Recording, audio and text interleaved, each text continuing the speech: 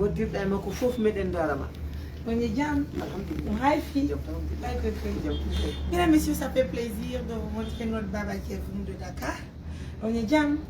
On est marqué là. ko Serigne Diallo Serigne Diallo On est jam. alhamdulillah Ah, ko yetto Diallo bene. wallahi ko Diallo mi yetta D'accord. Diallo mi yetta Ah, le famille o fof gaadi minen min jibina to ay nokku mi ala kam en andi fedi minen mi ari ko amen andi ko hakkundara tan kundara mi andi don non miɗo ara ɗon mi ɓasi mi itti ɗon debbo mi nabi ka amen ko miɗo wondi e mum bon kono depuis min heeɓi oɗo ɓatake tawi han kadi jonde ala darde ala ko ninki sande wonno so tawi no woduno ko woodi ñeññande jemma wiyetano tan mi dawa kono noon min tawi ko mamin waɗa noon allah e sababe oɗo kadi miñirawo am wonɗo Dakar to o wi so tawi kala engagé ɗo ga wadde yaade kanko o heɓata arde wimo min ko tongimmi ɗo tan ko hande ko mi ñaami mi yari so tawi miɗo ɓilta ɗum e ga yam miɗo jogui ga passe makko alira to mi yeehi o wi awa ɗum ɗon tongatama.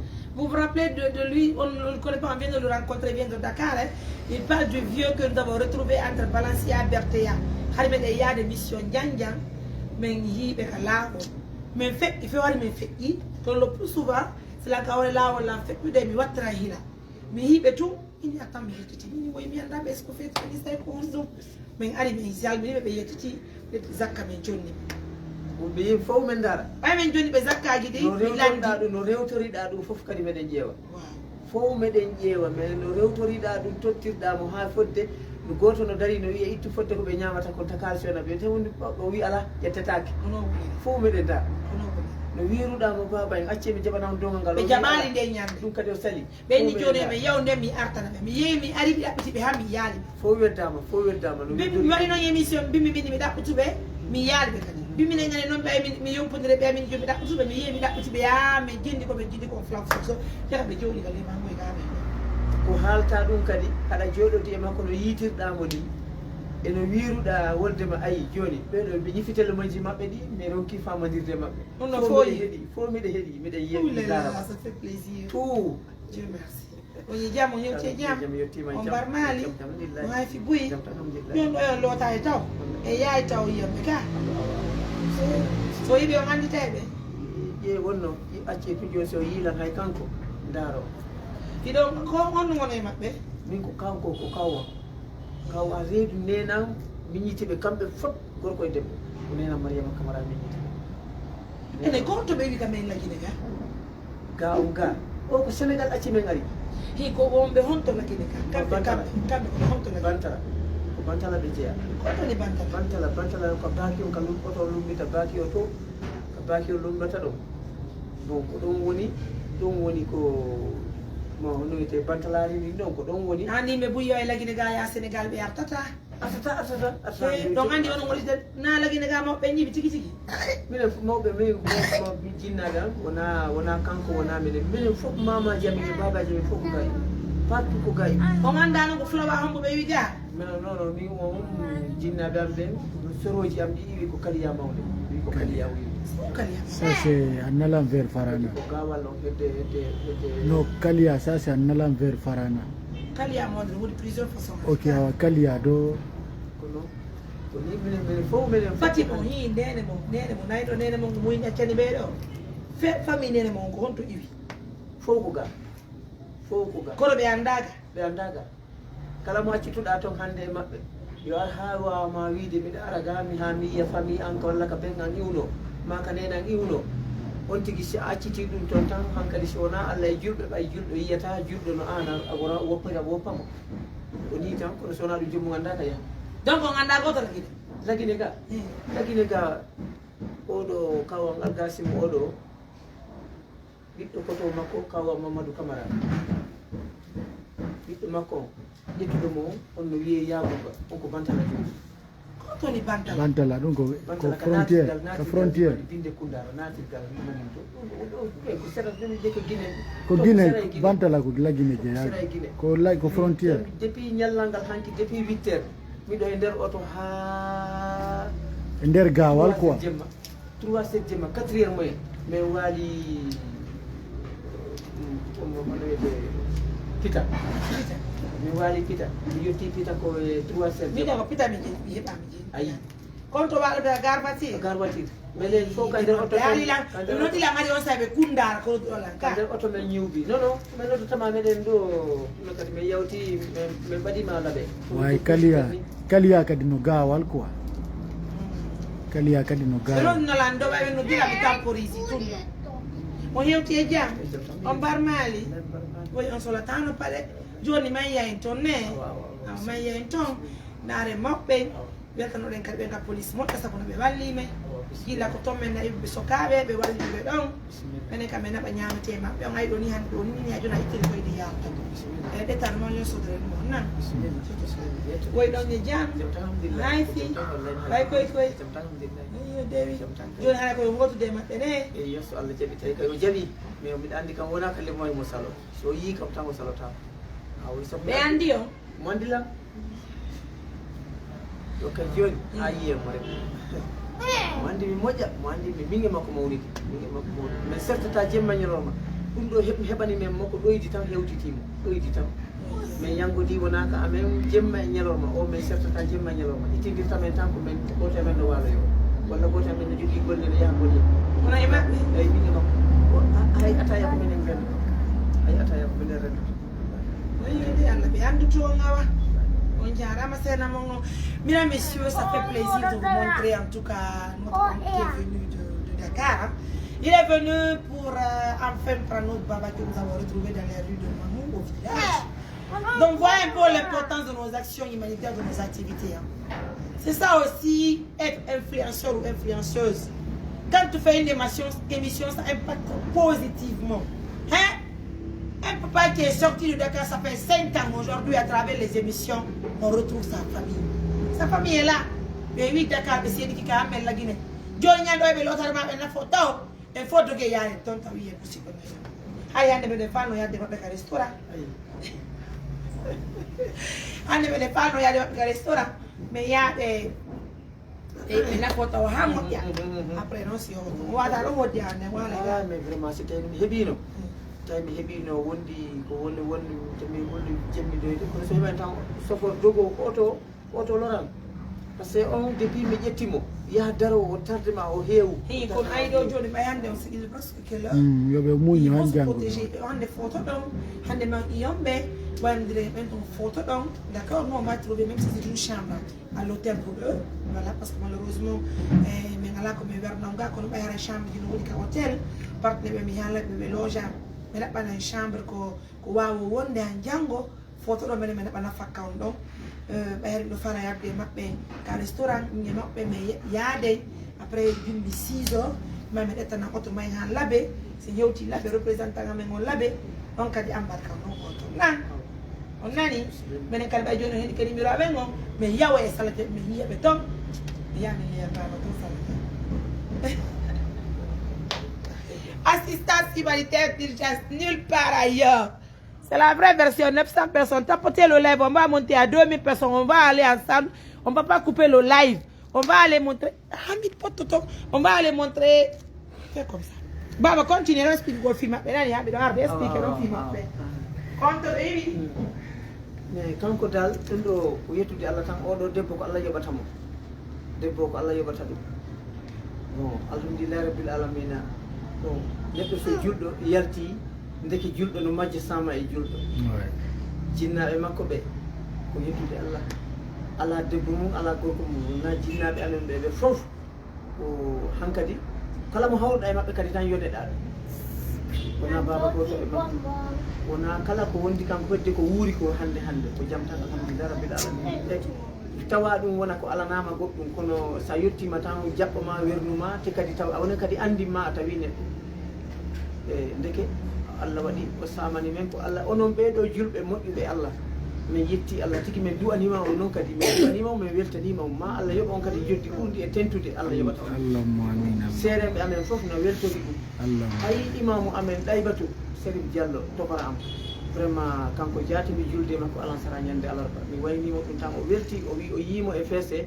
o wi omo du'i e alhamdulillah rabbil alamin du'a o jaabima mi ƴetti oto depuis mi ƴetti oto min laamu ɓittinanim ko kunda e ki ɓundu pourdu rek mi itti ko 20 000 moɗon mi totti ɓe ɓay jogiɗa carte d'identité ala carte d'identité winatama ko kalis ko kalis a tottinon ɓe on 20 000 kammi continue ɗon ko ha mi yetti ɗo laamu ko auto chauffeur o darnete tokka ɓe goɗɗum minen min yawta ha no mi yettori pita mi hewti pita koye 3 heures jemma mi waali ha weeti 6 heures moyen chauffeur o ƴetti men pita woni min yetti alhamdulillah rabbil alamina koye 9 heures 10 heures moyen no ko 10 heures tan mi yetti mamou mi yettinimi ha ka Angalde ɗa gola continue Conakry way 7 kilos 7 kilos après o ƴetti men mi addiga mi tawi noon kaw am alhamdulillah rabbil alamin mi ɗum woni mi yiimo par ce que ɓay mi yii on ko onon daranimo ɗo daroran ɗon woni vraiment mi yiimo mi yirimo yitiram kadi no heddi kadi ha mi yiyamo way o yiyamo joni si Allah jaɓi o yiyamo joni nani si Allah jaɓi ɓeɗon ɓe jaam fewi wallahi jarama no fewi merci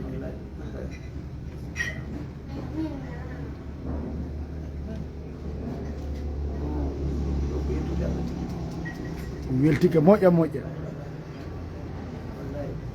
debbo ɗo donc hari ɗon daramo toon har ɗon daramo toon moƴƴa wonɗa journaliste ko lemo wasiɗi premiére hayno ardi e makko ka o dari ga no ado ɗum iɗon daramo nu ado on vidéo ɗon hari ɗon daramo hay ɗon dara émission ji amen voilà meɗen darama an toujours ana wa kala no wi ko no fandorɗa fof meɗen darama si goto heeɓi o yato heɓani ɓenneldam ha murtani sukaɓe ɓiɓɓe amen nana murtani woɓɓe no mbaɗa no liɓi ɗo kala ɓe annduɗa no ɗon fof neldama fof no jogui vidéo ji mum fof no jogui fof no jogui fof no jogui aɗo paaliwa ngal continue alors on n'a pas le temps may baba addu ɗuma he addanan poorewa ngal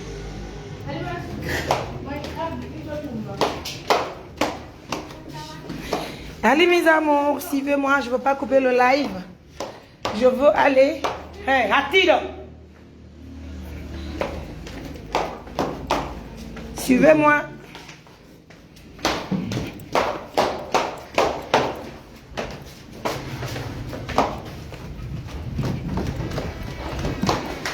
Bonjour.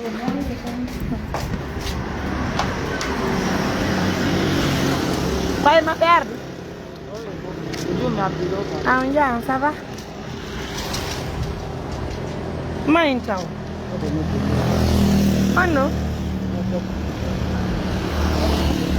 Arroba, bebete, non è?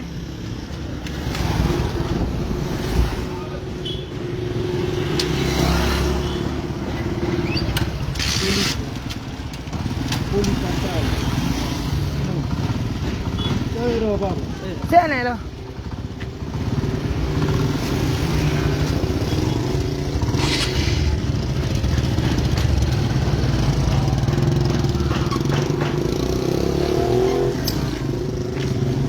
Ay, no, si bebe, bebe, yo me han puesto cosas bonitas.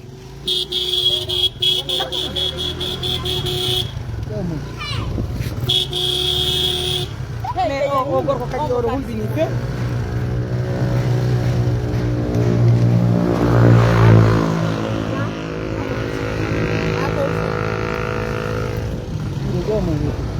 La émission, oui.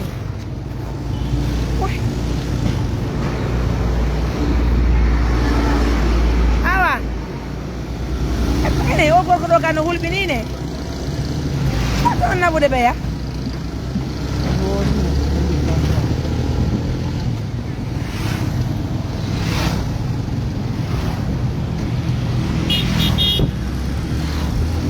anti ko ɗo yiituɗen ɓe allez mes amours, coucou à tout le monde, assalamu alaikum. Ça fait plaisir de retrouver un papa qui est sorti de sa maison depuis 5 ans. Malheureusement, il est en train de sortir, il est en train de dormir dans les rues. Que ce soit maman ou pas, avec ses héritiers ou pas, avait vraiment besoin de l'aide. Et assistance humanitaire d'urgence a pu prendre son papa dans la bouche pour l'assister. Et à travers ce don, nous avons retrouvé sa famille qui avait perdu totalement de l'espoir.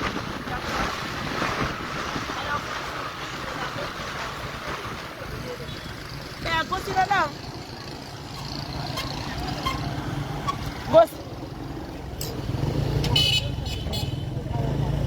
waɗe 8000 e gloria goto ka gloria gloria no ɗon ko uttoteɗi ɗi uttiteɗi ɗi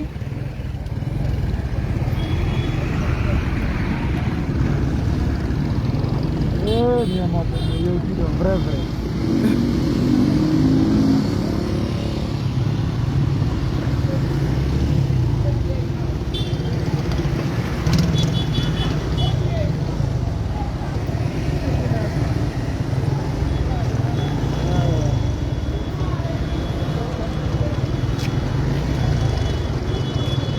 de 10 000, je vois les 10 000. Et la mort de l'équité. Eh bien, que je n'ai pas, tu vois. Regardez, ma peine, on peut n'y avoir.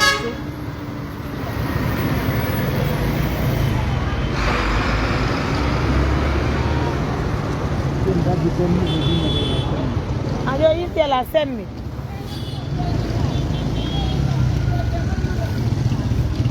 À le parc.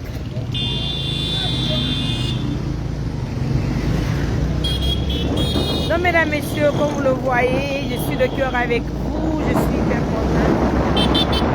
Je vous dis grand merci de la confiance, de l'attention. Seulement partagez-moi la vidéo. On va les assister à trouver le transport pour le retour parce que ce qui a retardé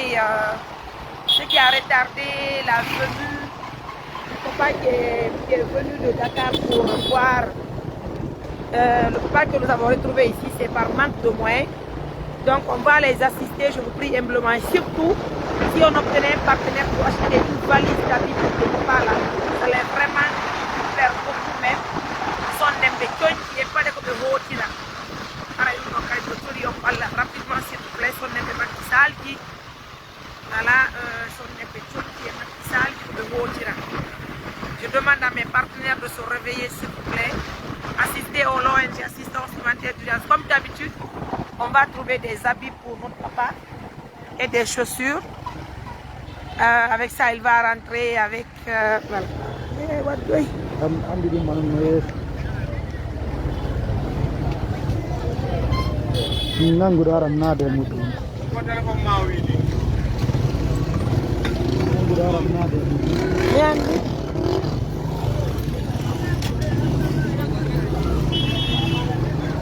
Et Arda.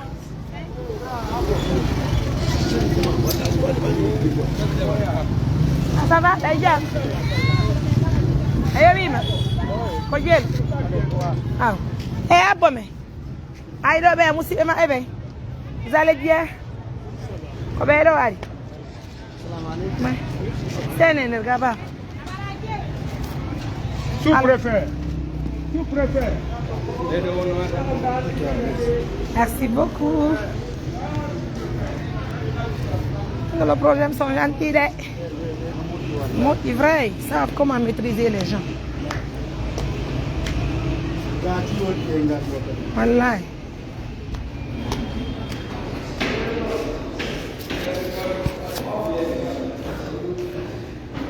Les mes amours, comme vous le voyez, s'il vous plaît, partagez-moi la vidéo. J'ai besoin d'un partenaire pour une valise, pour les habits, pour notre papa qui est là.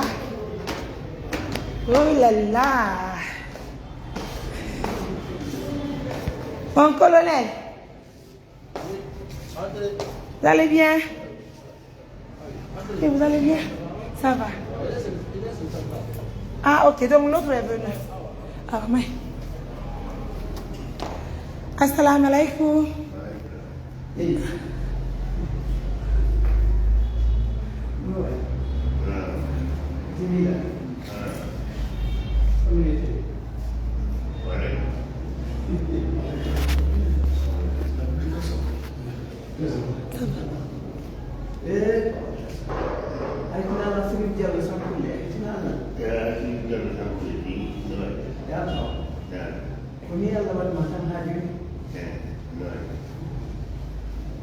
Towulu de Towulu. La maman du monsieur là, c'est la grande sœur de l'autre. Il l'avait connu.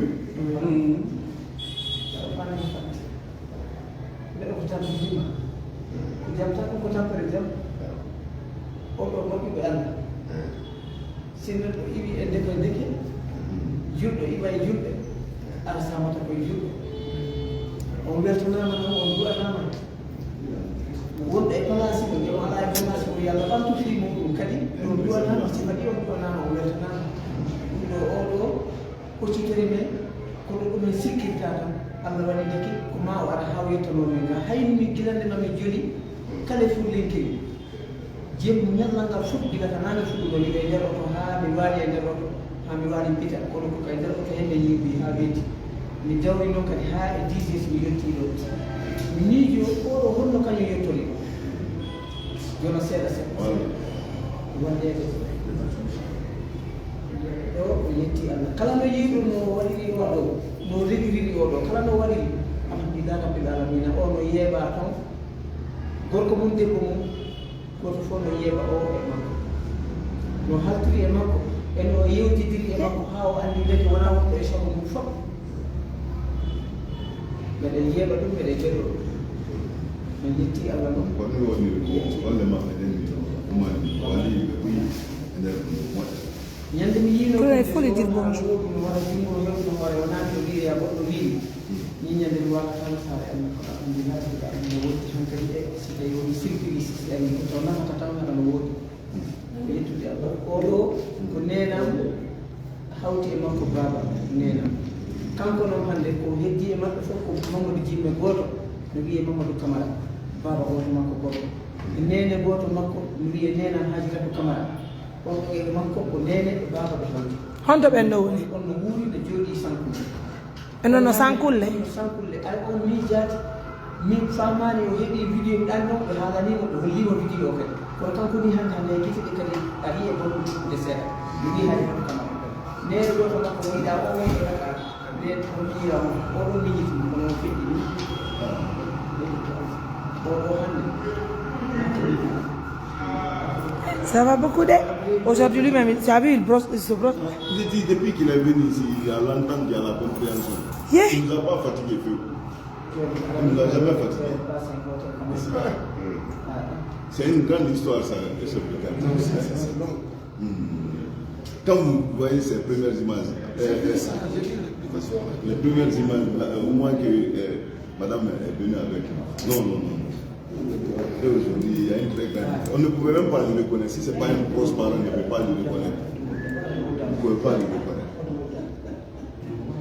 et puis lui-même il fait et je te dis il est très ordonné tu as vu les mégots et quand il met tout il est très ordonné il rentre dans la douce sortir sans problème non bien non mon commande en fait mon colonel lui il est venu c'est son nom qui est là oui. Donc, il représente leur famille. Il vient de Dakar. Donc, depuis 2 jours, il est en route. C'est maintenant, c'est le matin là qu'il est arrivé à la maison. Donc, maintenant, il est venu le chercher. Et j'ai décidé de venir avec lui ici pour vous dire un grand merci. Parce que, prends ça pour moi.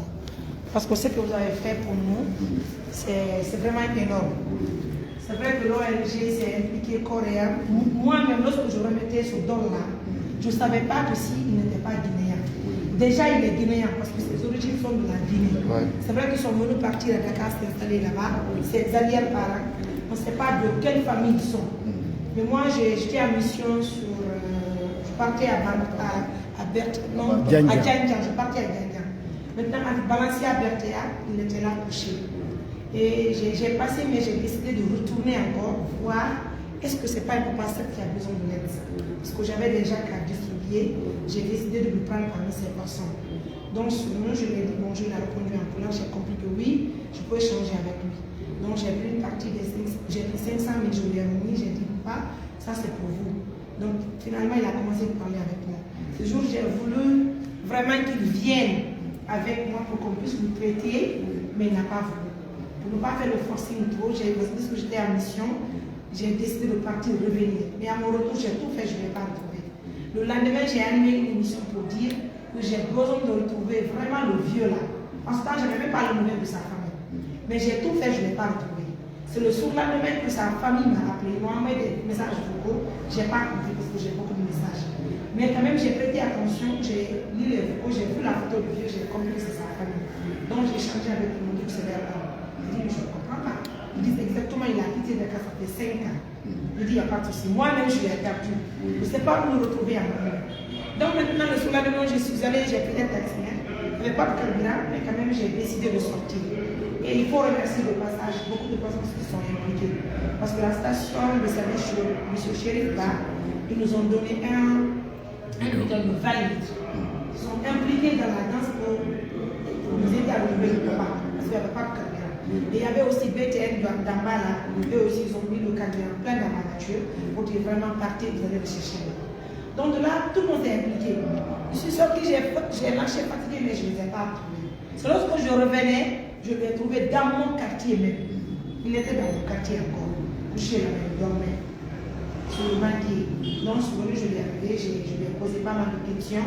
J'ai fait le live, finalement, pour informer à sa famille que je lui ai retrouvé. Donc, il n'a pas voulu encore coopérer. Il faisait que marcher, mais j'ai compris qu'il faut que j'appelle quelqu'un de la police. C'est en tant que je vous ai appelé vous, et franchement, vous êtes donné coréen.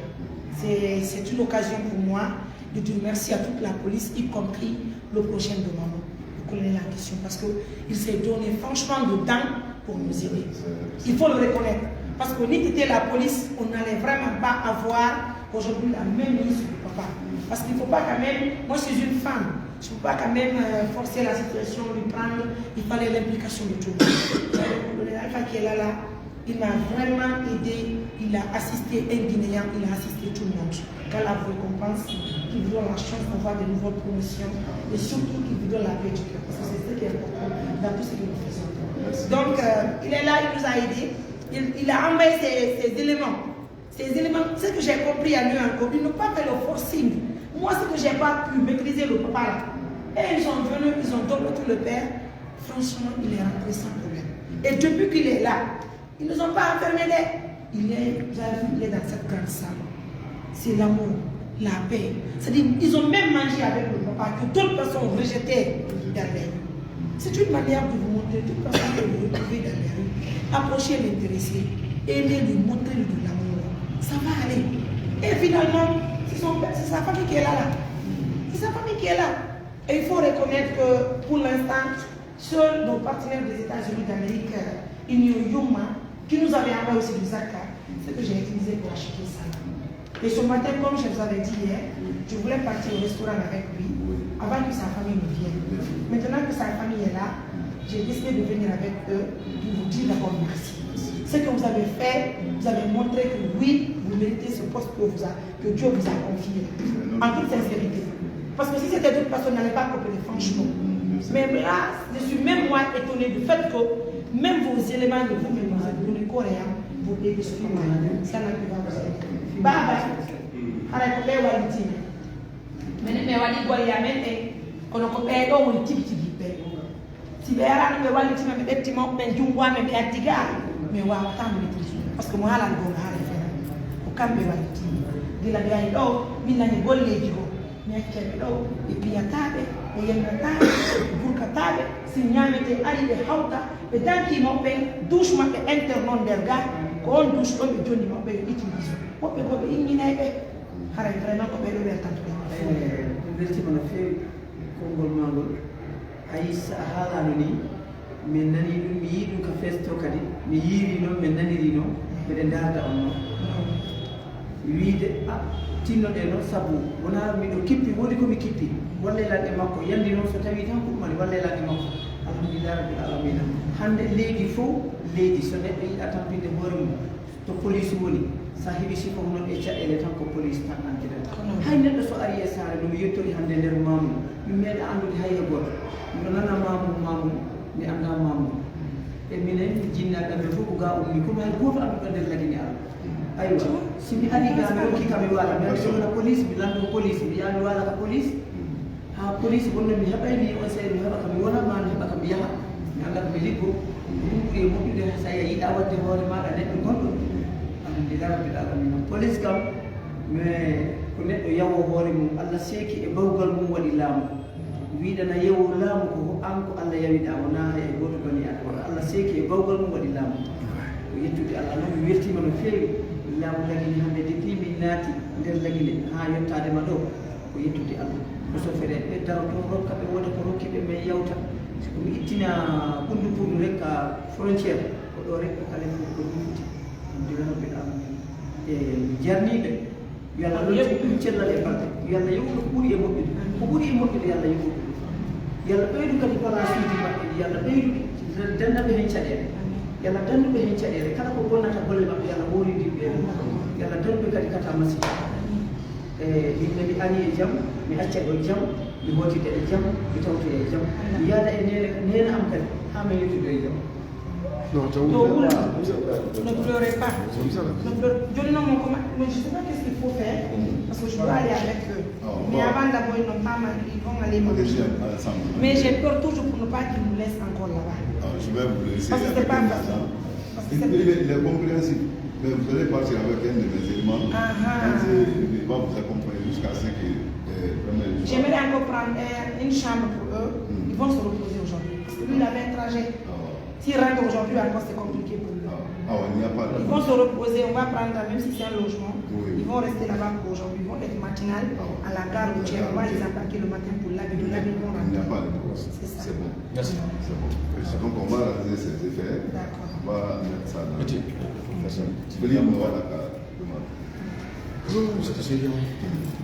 Joni baba e yaade maɓɓe fiyota ɓe folto en kadi ko yasɓe sen anda humeur maɓɓe o par ce que min o gila men ari ga men waɗi méttiɗi sugol mi hulay kadi te yaltude joni e maɓɓe ɗo mayen tun kadi ɓe ƴetta fitton kadi ara c'est pas facile haray ɓe laafi joni yaade e maɓɓe ɗo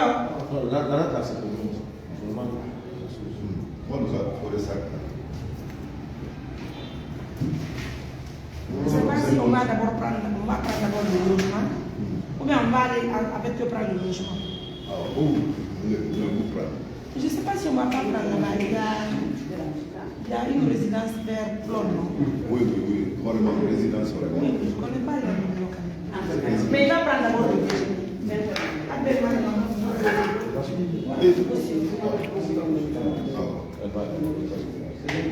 Et si on va prendre là-bas, là-bas c'est un petit centre de la ville. Nous prenons pas un endroit où c'est propre. Et si on prenait Bafimba, c'était pas bon. Même ici, C'est où Bafimba? Tambasatu. Là-bas c'est pas vrai. On va prendre là-bas. On va prendre le restaurant. Restaurant, là où je vous ai dit. Là-bas c'est mieux. Une nuitée comme ça. On prend là-bas. C'est pour l'autre là. J'ai oublié le titre. Frère Gandhi. Oui, vous avez son numéro. Attendez, monsieur.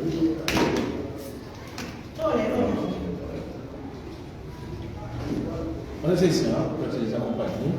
Voilà. Je les accompagne. Ah, c'est vous. Kuyar no ga.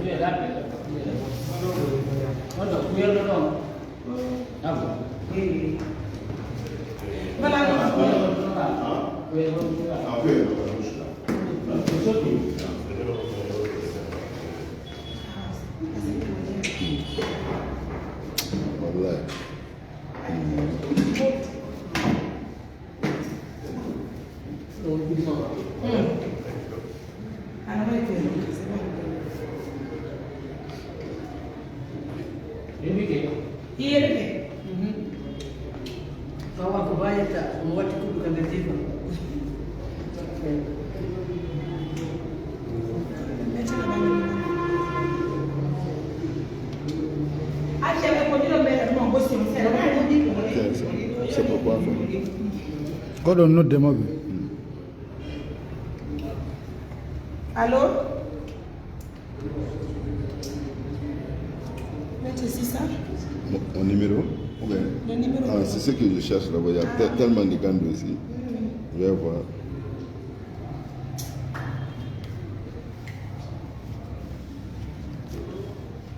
Donc il faut lui demander aujourd'hui, il ne va pas dormir ici, il va dormir dans un hôtel. On va voir sa volonté pour ne pas qu'il nous laisse là-bas encore.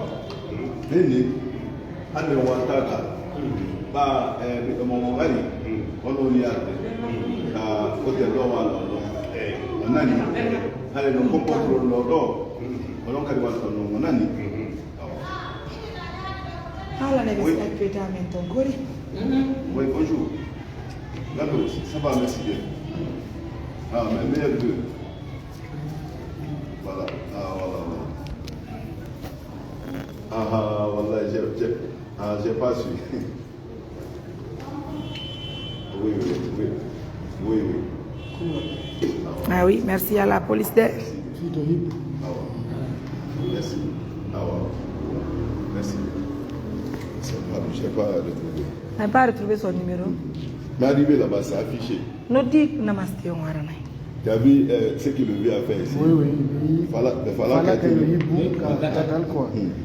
Il est compréhensif, on l'a. Vous pouvez aller là-bas sans problème. Il y a des mapékas.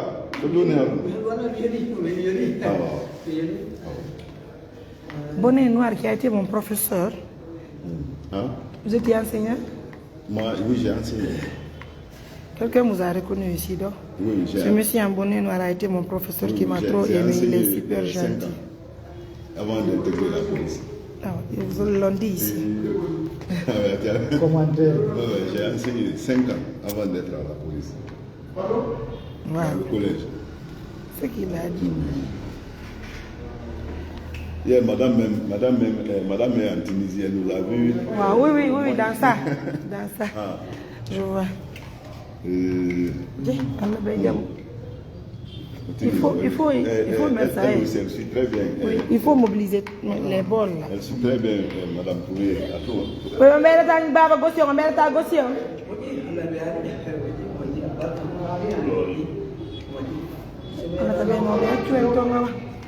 Pour ne pas qu'il nous abandonne. On ne sait pas, il peut passer la nuit.